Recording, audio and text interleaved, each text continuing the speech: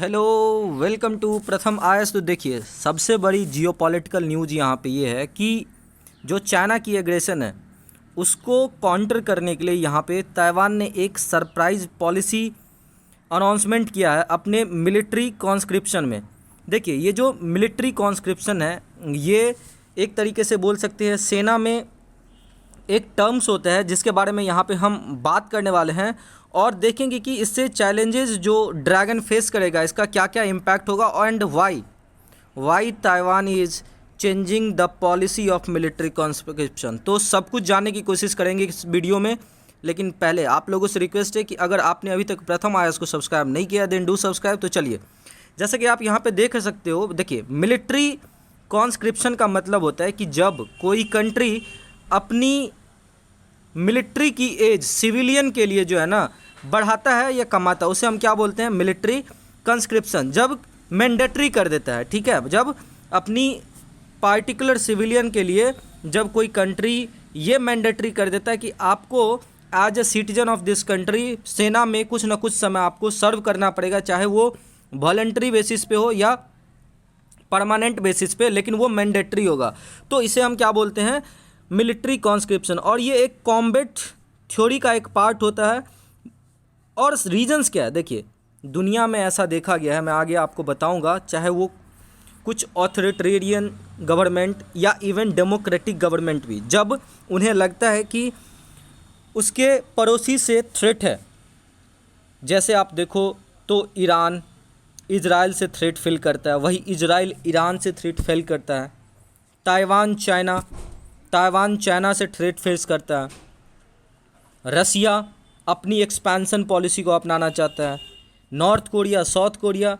तो जब भी आप देखोगे ना कि इस कॉन्स्क्रिप्शन की थ्योरी, तो आपको एक चीज़ उसमें कॉमन मिलेगा कि जब कोई कंट्री अपनी बाउंड्री को सिक्योर करने के लिए उन्हें ऐसा लगता है कि जो सेना है उसमें कमी आ जाएगी, तो वो कंट्री इस मिलिट्री मैंडेटरी सर्विस को क्या कर देता है, तो पुख्ता करता है अपने कंट्री में। और यही रीजंस देखने के लिए आपने देखा होगा कि ये सारे कंट्री जो मैंने आपको यहाँ पे बताया है वो मिलिट्री कॉन्स्क्रिप्शन की थ्योरी को अपनाते हैं।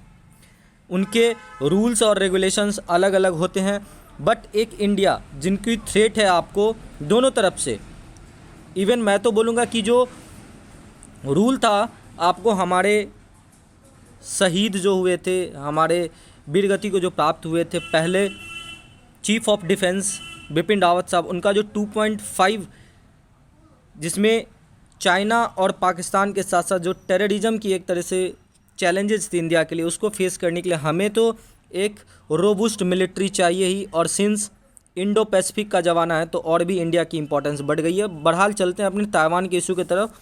तो इसमें रूल क्या है, रूल ये है कि इस पार्टिकुलर मिलिट्री सर्विसेज जो मिलिट्री कॉन्स्क्रिप्शन है, इसमें चाइना को डिफीट करने के लिए, चाइना को टक्कर देने के लिए जो ताइवान ने क्या किया, जो इनके पास 4 मंथ की पहले मिलिट्री कॉन्स्क्रिप्शन रूल्स था, अब उसको बढ़ा करके ये चीज़ें 1 साल 12 मंथ कर दिया गया है। और ये चीज़ें आपको कहीं ना कहीं 1970 से देखने को मिलेगा, जब enforcement of concepts of conscription यहाँ पे मिलिट्री के द्वारा देखा गया। डिफरेंट तरह के सिचुएशन होते हैं, कहीं पे आपको डेमोक्रेटिक गवर्नमेंट मिलेगी, कहीं पे आपको पार्शियली मिलेगा, कहीं पे कम्प्लीटली सेना कवर कर लेता है। तो ये सारी चीज़ें यहाँ पे देखने को मिलती है इस मिलिट्री कॉन्स्क्रिप्शन में। और रीजन क्या है, एक तो चाइना की थ्रेट है, दूसरी ताइवान का lower age of majority to 18। Reason क्या है, ये यहाँ पे जो उनकी लो बर्थ रेट है, ये सारी चीज़ें, क्योंकि जो ताइवान के यूथ है, देखिए आप इवन चाइनीज़ देखिए, हालांकि अगर आप देखोगे तो ताइवान तो चाइनीज़ ही एथनिसिटी है वहाँ भी। तो इस चाइनीज़ एथनिसिटी में देखा जा रहा है कि जो लो बर्थ रेट है, जो लोगों की कमी है, यूथ की जो कमी है, वो बढ़ती जा रही है। रीज़न क्या है, एक तो धीरे धीरे उनकी इकोनॉमिक प्रॉस्पेरिटी आ रही है। और आप ताइवान की क्या बात करोगे, इसकी HDI अमॉन्ग टॉप 20 है, बहुत ही high developed country as only छोटी कंट्री के रूप में आप देखोगे तो। और इन्होंने बहुत प्रॉस्पेरिटी हासिल की। तो वहाँ की जो उच्च हेल्थ है, इन सब कारण से क्या हो रहा है कि लोग की उम्र बढ़ रही है और जो यूथ है उसमें कमी आ रही है, लोगों में अवेयरनेस है। और रीजन साथ साथ कोविड के कारण से जो फाइनेंशियल मार यहाँ पे झेल रही है सारे कंट्री, उसके कारण से लोग जो है यहाँ पे चाइल्ड को बर्थ नहीं दे रहे। और यही रीज़न है कि यहाँ पे ताइवान ने क्या किया कि अपनी इस मैंडेटरी कॉन्स्क्रिप्शन थ्योरी में जो एज है उसको 4 मंथ से बढ़ा के 12 मंथ कर दिया। तो इससे होगा क्या, जो अभी करंट की थ्रेट है चाइनीज़, चाहे वो ट्रेड के दृष्टिकोण से देखिए, मिलिट्री दृष्टिकोण से देखिए, इन सब में जो करंट में नंबर ऑफ, आप यहाँ पे देख सकते हैं कि आपको देखने को मिलेगा ताइवान में एक डेटा के हिसाब से अगर आप देखोगे तो लगभग 1,88,000 पर्सनस मिलिट्री के हैं और उसमें से 90% वॉलंटियर्स, ओनली 10%, मतलब आप बोल सकते हैं लगभग 19,000-20,000 लोग यहाँ पे परमानेंट मिलिट्री है। और ये चीज़ें कहीं ना कहीं ताइवान की जो एक बड़ी 10 लाख की जो फोर्स है उसको फाइट करने में ये बहुत ही कम है, बहुत ही कम। और रीज़न यही है कि ताइवान ने इस चीज़ को बढ़ाने की कोशिश किया। और जैसे ही ये काम की, आपको पता होगा, जैसे ही ये काम किया आपको अमेरिका के तरफ से और चाइना के तरफ से तो आपको रिएक्शंस आने वाला था। ये जो ताइवान की इशू आपको पता होगा 1949 में जब ताइवान पे हमला किया था, उस टाइम से ये सारी चीज़ें जो है आपको कहीं ना कहीं युद्ध चल रहा है इन दोनों में। और ये डिकेड ओल्ड थ्रेट है इन्वेजन का चाइना के द्वारा इस पार्टिकुलर छोटी सी आइलैंड पे। और ये जो मिलिट्री रूल्स है, ऐसा नहीं है कि मान लीजिए कोई रैपिडली चेंजिंग है, इस तरह की चेंजिंग वो होती ही रहती है। ये जो आपको 4 मंथ की, ये 2005 से जो है कंटिन्यू था और अब 2024 के जनवरी 1 से आपको यहाँ पे एक तरीके से रिजर्व फोर्स में 12 मंथ की ये आपको इम्पॉर्टेंट सर्विस देना पड़ेगा। तो वाइट हाउस जो अमेरिका के प्रेसिडेंट की ऑफिस है, वहाँ से इस पार्टिकुलर स्टेप को वेलकम किया गया है। उन्होंने बोला कि ये जो कंस्क्रिप्शन रिफॉर्म है ये एक्चुअली ताइवान की जो ये कमिटमेंट है to self defence and strengthen deterrence, इसको मजबूत करेगा। और साथ ही साथ उन्होंने ये बोला कि ये एक तरीके से कहीं ना कहीं जो चाइना की एक तरीके से थ्रेट ताइवान पे बनी हुई है, इसमें पब्लिक की पार्टिसिपेशन बढ़ेगी और जो प्रोफेशनल सोल्जर्स हैं वो एक्चुअली लंबे समय तक देश को सर्व कर पाएगा।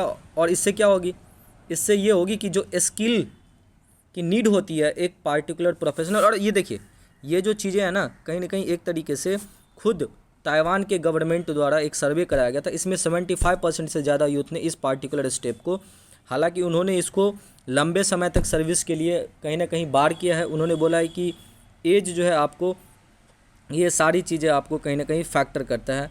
और जब यूएस की आर्मी आपको इस रिसेंट चाइनीज़ जो राइवलरी चल रही है चाइना और ताइवान के बीच में, इस बीच में आपने देखा था कि यूएस की जो कमिटमेंट है कि हम अपने नेशनल गार्ड के तहत जो है सपोर्ट करेंगे, चाइनीज़ जो ट्रेनर है उसको ट्रेन करेंगे। तो इन सब चीज़ों के कारण से क्या होगा आपको कि जो ओवरऑल स्ट्रेंथ है चाइना की राइवल करने के लिए ताइवान का, वो बढ़ेगा। ये आप बहुत अच्छा सा मैप यहाँ पे देख सकते हो कि किस तरीके से पूरे दुनिया भर में जो कॉन्स्क्रिप्शन है मिलिट्री का वो है। पीला वाला आप देखोगे तो यहाँ पे मिलिट्री की लिमिटेड कॉन्स्क्रिप्शन है, जो ब्लू वाला है यहाँ पे देख सकते हैं वो नो इन्फोर्स्ड कॉन्स्क्रिप्शन है, जिसमें इंडिया भी आता है और चाइना भी आता है। हालांकि आप देखोगे तो चाइना में जो गवर्नमेंट है वो खुद ही ऑथोरिटेरियन है, तो इसमें मिलिट्री का बहुत बड़ा योगदान होता है कि वो जब भी ऑर्डर मिलता है उसको गवर्नमेंट की तरफ से, पीपल रिपब्लिक आर्मी की तरफ से, तब तक यहाँ पे आपको वो अपने काम करने लगते हैं सेना। देर आर सम रीजन्स, जैसे आप यहाँ पे देख सकते हो जिसके बारे में कोई इन्फॉर्मेशंस नहीं है। वही यूएसए में भी आपको नो इन्फोर्स्ड कॉन्स्क्रिप्शन मिलेगी। इवन पाकिस्तान, बहुत सरप्राइज वाली बात है, उथल पुथल चलती रहती है। और अभी तो आपने देखा आज का न्यूज़ है कि ब्राज़ील में तख्ता पलट कोशिश करने की यहाँ पे की गई है, ठीक है। तो ये सारी चीज़ें कहीं ना कहीं आपको नॉर्थ कोरिया, साउथ कोरिया, तो ये सब चीज़ें आपको देखने को मिलेंगी। तो ये जो मिलिट्री कॉन्स्क्रिप्शन थ्योरी है ओवरऑल अगर आप देखोगे तो ताइवान की जो ओवरऑल स्ट्रेंथ है उसको कहीं ना कहीं बूस्ट देने वाला है। और मैं आपसे पूछूंगा कि बताइए कि ये जो ताइवान का स्टेट है ये किस तरीके से चाइनीज़ थ्रेट को काउंटर करेगा। उम्मीद करते हैं कि ये सारा सीजन, प्लीज़ कमेंट बॉक्स में लिखिए, मैं आपको जिनका आंसर बहुत अच्छा होगा मैं बिल्कुल ही उन्हें लाइक या पिन कर दूंगा। Thank you so much for watching this video.